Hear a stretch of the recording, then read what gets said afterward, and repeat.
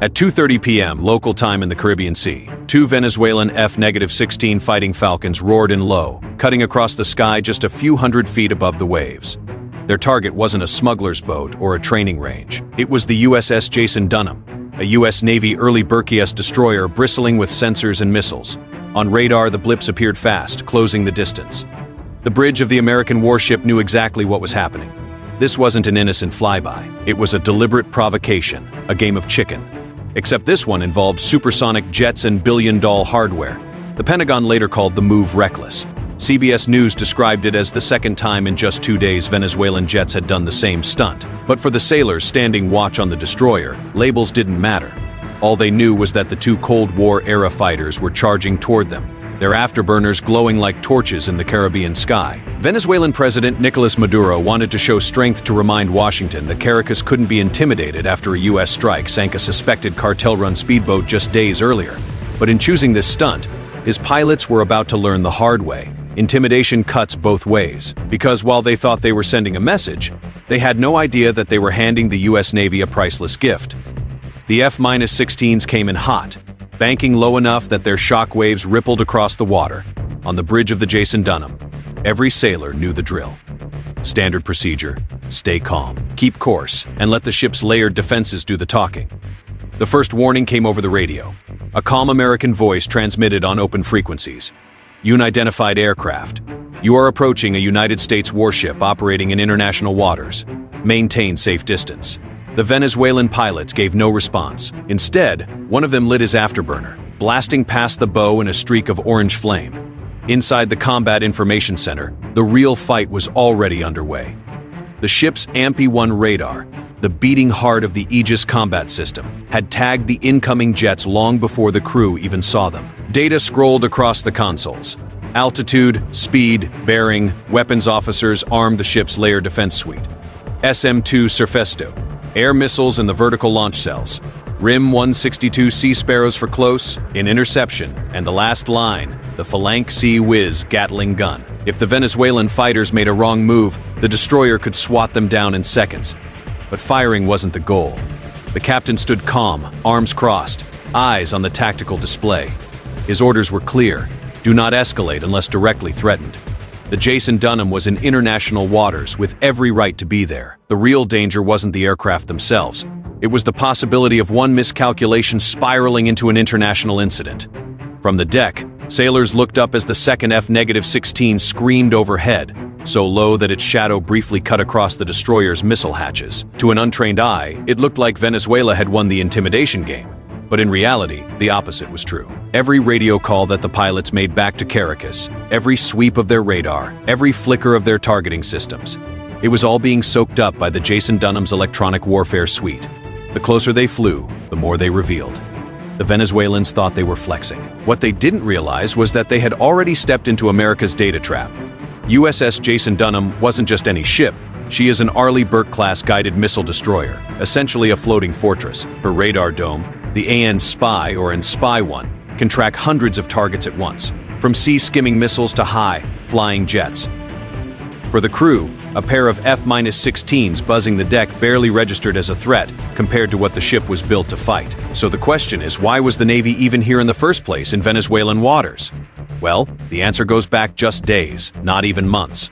On the 2nd of September, American aircraft had destroyed a speedboat in the Caribbean, accusing it of belonging to Venezuela's powerful Tren Aragua cartel. 11 were killed in that strike, an operation the White House called a success in the war on narcotics.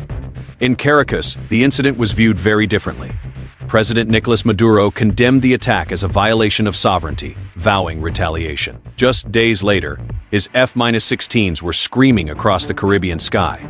Ironically, those very jets were once supplied to Venezuela by the United States. Back in the 1980s, Venezuela purchased dozens of F-16 as the time cutting edge. 4 decades later, the fleet is showing its age. Spare parts are scarce, avionics are outdated, and maintenance is a constant struggle. Still, in Maduro's hands, they became symbols of defiance. Fast, loud, and dramatic, even if no longer truly modern. That contrast couldn't have been sharper. On one side, Cold War relics straining to look menacing. On the other, a destroyer tied into one of the most advanced naval networks on Earth, supported by satellites, drones, and a full carrier strike group nearby. From the outside, the F-16s looked like they held the upper hand, but the reality was different. The closer they flew, the more they exposed. The Venezuelans' F-16s gave it all away. Their fire control radars painted the Jason Dunham trying to look threatening. Instead, they handed over precise waveforms that Navy analysts could catalog and file. Their radios lit up with chatter back to coastal bases. The ship's ANSLQ-32 electronic warfare system soaked it all in, logging which frequencies were used, how secure the comms were, and even the exact moment the pilots keyed their mics. And then came the infrared. By diving low and blasting afterburners, the fighters left massive thermal trailers in the humid Caribbean air. The destroyers' IR sensors captured it all. For the Navy, it was like photographing fingerprints at a crime scene. Priceless, undeniable evidence of how Venezuela's jets really perform under stress. The irony is brutal. Caracas wanted to intimidate, to project strength. But the intimidation at close range is noisy, and in the electronic battle space, noise is death. Every flare, every radar ping, every afterburner burst wasn't scaring the US. It was feeding its databases. To Venezuelan command back on land, the footage might play like victory. Jets screaming over US warship, defiant and bold. But the analysts watching from Norfolk or Pearl Harbor saw something else entirely. They saw vulnerabilities, cataloged weaknesses, and completed a library of Venezuela's aging air fleet being delivered on a silver platter.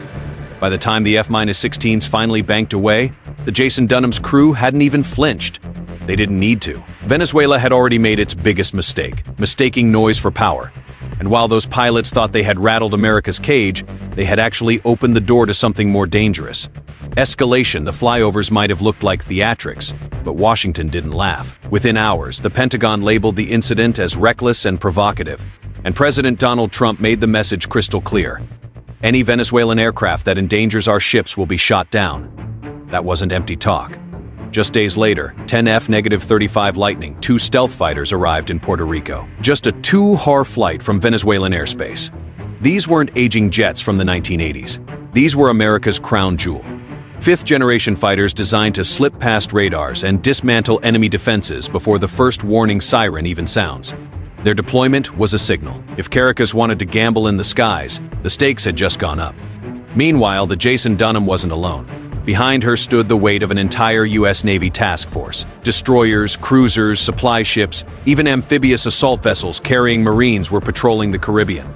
Overhead, P-8 Poseidon's patrol aircraft scanned the waters while drones watched from higher still. One destroyer might look isolated on the horizon, but in reality, it was plugged into a layered shield stretching across the entire region for Venezuela. That created a brutal imbalance. Their F-16s could buzz, maybe even harass, but they couldn't change the facts. Their air force lacked modern missiles, lacked stealth, and lacked the logistics to sustain a long fight. Even if they wanted to, matching American firepower was impossible. And yet, provocation has a dangerous logic. One wrong move, a missile lock, a misinterpreted radio call, and the situation could have gone from noisy flybys to a shooting war in seconds. The U.S. destroyer's crew knew it. The Venezuelan pilots probably felt it in their cockpits too. A game of chicken is only fun until someone doesn't swerve. Maduro may have hoped the flyovers would rally domestic pride and send Washington a warning. Instead, they triggered the exact opposite. A surge of U.S. military presence in the Caribbean and a clear promise that the next close pass might end in flames. Because when you square off against the U.S. Navy, there is one rule that never changes. Don't mistake restraint for weakness. From the outside, Venezuela's flyovers looked like defiance. Jets roaring past a U.S. destroyer, daring America to react, but scratched beneath the surface. And it was a textbook case of overconfidence, turning into self-sabotage. Strategically, the hunt handed Washington everything it wanted. The Navy collected radar fingerprints, comms protocols, and thermal data from Venezuela's most capable fighters, all without firing a single shot. In military terms, that is a jackpot. Intelligence like this isn't flashy, but in the next crisis, it can mean the difference between surprise and dominance. This wasn't the first time an adversary made the same mistake. Just months ago in the South China Sea, a Chinese Z-10 attack helicopter tried to rattle a US MH-60R. Instead, it handed over electronic signatures that American analysts stored away for future conflicts. In the Red Sea, Houthi fighters launched a missile at a Navy Seahawk, expecting a propaganda victory.